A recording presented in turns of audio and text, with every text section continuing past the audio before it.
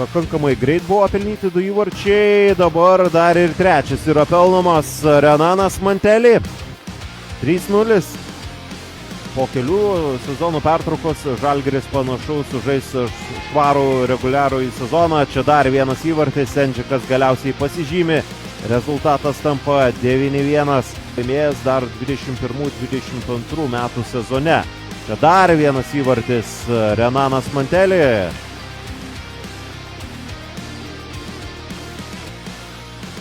13 valandą būtent dabar startuoja mažasis finalas. Į tuščius vartus ir dar vienas įvartis. 12-1. Pasižiūrėkime. Ir 17-1. Nusimato. Ir Renanas 19-1 likus maždaug 5-6 sekundėms. Renanas dar vieną įvartį uždeda.